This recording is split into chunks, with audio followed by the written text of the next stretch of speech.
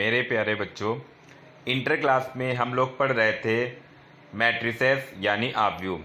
कल मैंने इस चैप्टर को स्टार्ट किया था और कल आपको बताया भी था कि ये चैप्टर हमारा बोर्ड परीक्षा की दृष्टि से कितना ही महत्वपूर्ण है। पिछले साल यानी जो भी पेपर हुआ है, एग्ज़ाम हुए हैं 2020 में ही जो एग्ज़ाम हुए हैं, तो उसमें इसके काफ़ी क्वेश्चन पूछे गए थे। खासकर लॉन्ग में इसके 2 क्वेश्चन आए थे जो कि 8-8 नंबर के थे, तो इसलिए ये चैप्टर हमारे लिए महत्वपूर्ण है। कल हम लोगों ने पढ़ा कि मैट्रिक्स यानी आव्यूह किसे कहते हैं, उसका ऑर्डर यानी क्रम क्या होता है और उसके टाइप्स यानी प्रकार कौन कौन से होते हैं, और अगर 2 मैट्रिसेस इक्वल हैं यानी 2 आव्यूह समान हैं तो फिर क्या कंडीशन होती है। कल बहुत से बच्चों ने मुझसे कमेंट किया और ये कहा कि आपने तो सब कुछ हिंदी में ही समझा डाला, हिंदी में ही लिख दिया। तो बच्चों, कल हम लोगों ने इसका बेसिक सीखा था, यानी आव्यूह किसे कहते हैं, ये सब इस तरीके की चीज़। कोई कभी नहीं पूछा जाएगा कि आव्यूह की डिफिनीशन लिखो, इसलिए उसको मैंने इंग्लिश में नहीं लिखा, हिंदी में लिखा ताकि आपको अच्छी तरीके से समझ में आए। आज से अब हम लोग क्वेश्चन इसके स्टार्ट करेंगे, तो इसलिए अब हिंदी इंग्लिश दोनों में लिखेंगे।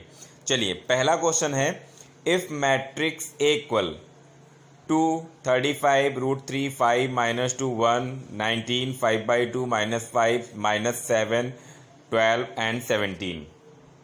अब इसमें सबसे पहले ऑर्डर ऑफ मैट्रिक्स यानी हमें आव्यूह का क्रम बताना है, फिर नंबर ऑफ एलिमेंट्स अवयवों की संख्या बतानी है, और फिर राइट द एलिमेंट्स यानी अवयव लिखने कौन कौन से, A13 A21 A33 A24 A23, तो ये एलिमेंट्स लिखने हैं। सोल्यूशन इसका देखते हैं।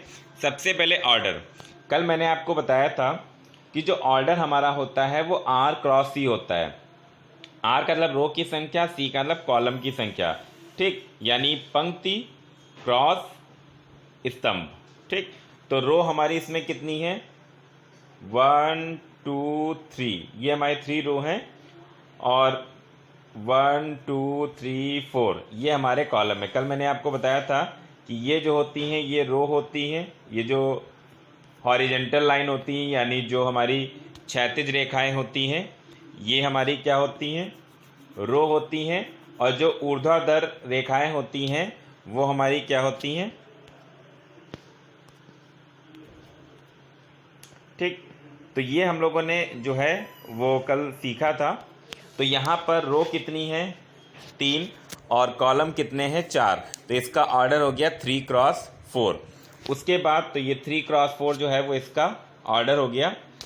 फिर इसके बाद जो है नंबर ऑफ एलिमेंट्स, देखिए नंबर ऑफ एलिमेंट कैसे निकालेंगे, जो ऑर्डर आया है 3 × 4, अब इनका मल्टीप्लाई कर दें तो 3 4 या 12, तो नंबर ऑफ एलिमेंट्स क्या हो गया 12, और काउंटिंग भी कर सकते हैं, तो 12 यहाँ पर हमारे नंबर्स आ रहे हैं, ठीक। उसके बाद है एलिमेंट निकला A31 A21, ये सब कैसे निकालेंगे बहुत समझिएगा ध्यान से। हमेशा पहले रो आती है फिर कॉलम आता है, तो A31 का मतलब है कि पहली रो और तीसरे कॉलम का एलिमेंट। देखिए पहली रो ये है और इसमें तीसरा कॉलम ये है, तो एलिमेंट कौन सा आया, 19।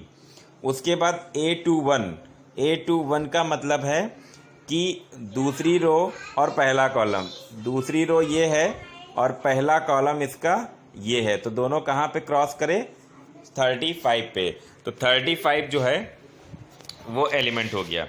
उसके बाद A33 का मतलब है तीसरी रो और तीसरा कॉलम एक दूसरे पे कहाँ पर क्रॉस किए, 17 पे, नहीं तीसरा कॉलम ये सॉरी -5।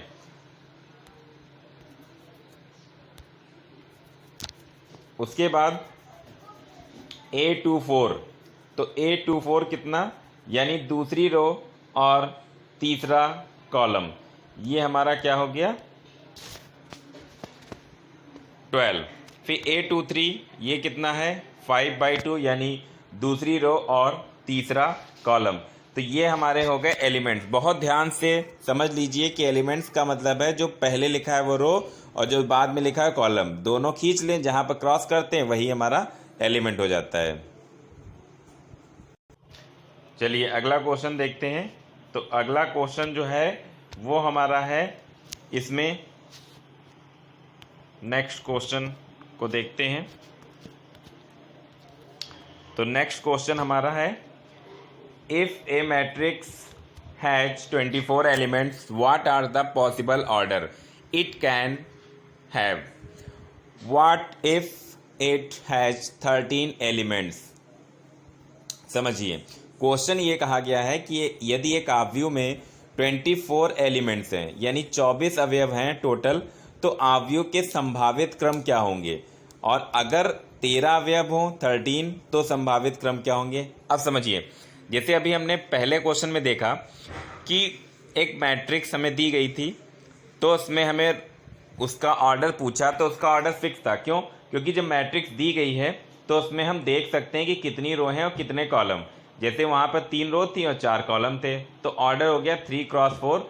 अगर ऑर्डर जो आया उन्हीं को अगर हम मल्टीप्लाई करते हैं तो हमको मिल जाते हैं नंबर ऑफ एलिमेंट्स। तो 3 × 4 12 वहाँ पर टोटल एलिमेंट्स थे। अब यहाँ उल्टा, यहाँ पर एलिमेंट्स की संख्या दी गई है, अवयवों की संख्या दी गई है, और हमसे पूछ रहा है संभावित क्रम। संभावित क्यों पूछा है, पॉसिबल ऑर्डर क्यों कहा है? क्योंकि जब तक हमें मैट्रिक्स नहीं पता होगी तब तक हम एग्जैक्ट ऑर्डर नहीं बता सकते। हम ये बता सकते हैं कि अगर 24 अवयव हैं तो उसके ऑर्डर ये इनमें से ही कोई होगा, इसके अतिरिक्त कोई नहीं हो सकता। बहुत ही सिंपल है, आसानी से आप समझिए, समझ जाएंगे।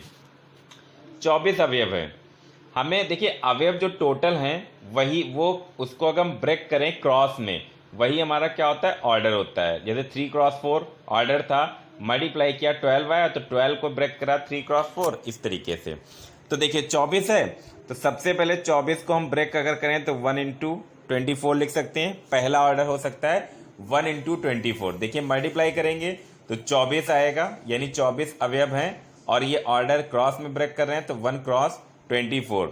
उसके बाद देखिए पहला यहाँ क्या लिखा है 1, अब 2 लिखें 3 लिखें, इस तरह से लिखते हैं जहाँ, फिर देखते हैं क्या आएगा। तो अगर हमने 2 लिख दिया तो इसको मल्टीप्लाई कितने से करें, 12 से, तभी तो 24 होगा। फिर अगर हमने 3 लिख दिया तो इसको मल्टीप्लाई कितने से करें 24 लाने के लिए, 8 से। फिर अगर हमने 4 लिख दिया तो कितने से मल्टीप्लाई करें, 6 से। ठीक, अगर 5 लिखेंगे तो उसको किसी भी नंबर से मल्टीप्लाई करें तो 24 नहीं आएगा। फिर 6 को अगर हम मल्टीप्लाई करें 4 से तो हमें 24 मिलेगा। अब देखिए यहाँ 4x6 आया था, और यहाँ पर जो है वो 6x4 हो गया, यानी पलट गया यहाँ से। तो अब सभी जो यहाँ से यहाँ तक जो हमने लिखे हैं, यहाँ से लेके यहाँ तक, अब इनको पलट के लिखना है।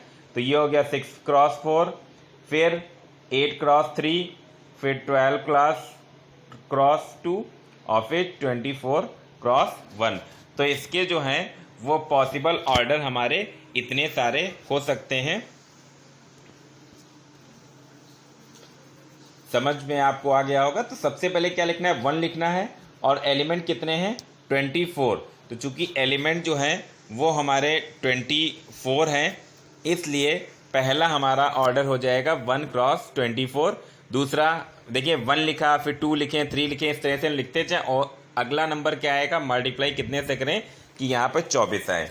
उसके बाद यदि 13 अवयव हैं तो फिर ऑर्डर क्या होगा, देखिए क्योंकि 13 जो है वो हमारा प्राइम नंबर होता है, यानी जो 13 है वो हमारी अभाज्य संख्या है, और हम जानते हैं कि अभाज्य संख्या के जो गुणनखंड होते हैं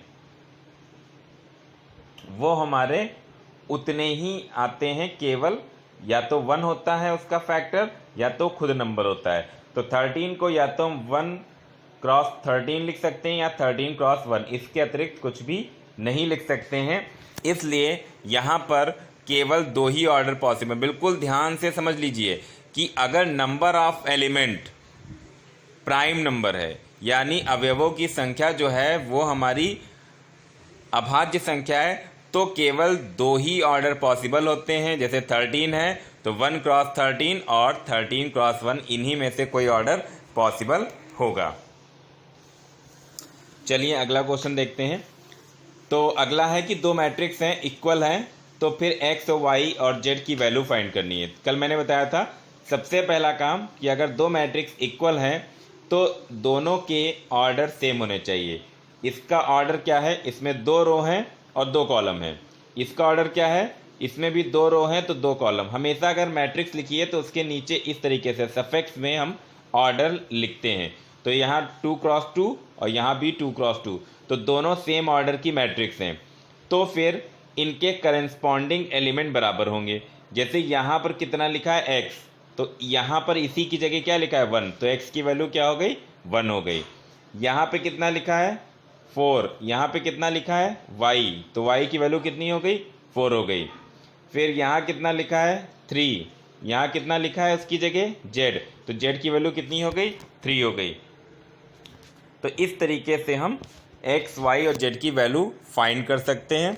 चलिए आगे क्वेश्चन देखते हैं। चलिए कुछ क्वेश्चन आपको होमवर्क के लिए मैं देता हूं और समझा भी देता हूं आपको। जैसे अभी पहला क्वेश्चन बताया था वैसे ही यहाँ पर पहला क्वेश्चन है। एक मैट्रिक्स दी गई है, इसका ऑर्डर, नंबर ऑफ एलिमेंट और कुछ एलिमेंट पर्टिकुलर पूछे गए हैं, बताना है। सेकेंड और थर्ड इन क्वेश्चनों में एलिमेंट की संख्या दी गई है और हमें इसके जितने पॉसिबल ऑर्डर हैं वो बताने हैं। और 4 नंबर क्वेश्चन में हमें एक्स वाई की वैल्यू निकालनी है, जैसे अभी मैंने जस्ट पीछे क्वेश्चन आपको बताया। तो आई होप कि आपको अच्छी तरीके से ये लेक्चर समझ में आया हो। मैं ये कोशिश करता रहता हूँ लगातार कि किस तरीके से आपको अच्छी तरीके से मैं समझा पाऊँ, अच्छी तरीके से सामग्री उपलब्ध करा पाऊँ कि आप घर पे बैठ के भी अच्छी तरीके से चैप्टर्स को पढ़ सकें, समझ सकें। लेकिन अगर आप सबको लगता है कि कोई और भी तरीके से और अच्छी तरीके से समझाया जा सकता है तो आप ज़रूर बताइए। सभी बच्चों से मेरा निवेदन है कि वो रेगुलर वीडियोस को ज़रूर देखें, क्योंकि अब हमारे चैप्टर ऐसे स्टार्ट हो गए हैं जो कि हमारे लिए बिल्कुल नए हैं। और अगर हम उसको रोज़ का रोज़ शुरुआत से लास्ट तक नहीं देखेंगे, नहीं समझेंगे, तो जैसे जैसे हम आगे बढ़ेंगे वैसे वैसे हमको चैप्टर्स में दिक्कतें आएंगी। और ये चैप्टर्स ऐसे हैं जिनसे 100% क्वेश्चन मिलने हैं। मैट्रिक्स ऐसा चैप्टर है जिससे आपको हर एक डिपार्टमेंट में मिलेगा क्वेश्चन, यानी लॉन्ग में भी मिलेगा, शॉर्ट में भी मिलेगा, वेरी शॉर्ट में भी मिलेगा। तो बहुत ही महत्वपूर्ण चैप्टर है और कम से कम 10-15 नंबर का ये चैप्टर आता ज़रूर है। अभी तो पिछले 2020 में लगभग 20 नंबर का ये चैप्टर पूछा गया था। तो आप समझ सकते हैं 100 में 20 नंबर, यानी 40% जो है, 20% जो है वो हमको दे जाएगा। इसलिए आप अच्छी तरीके से शुरुआत से लेकर लास्ट तक ज़रूर देखें और समझने का प्रयास करें। Thank you.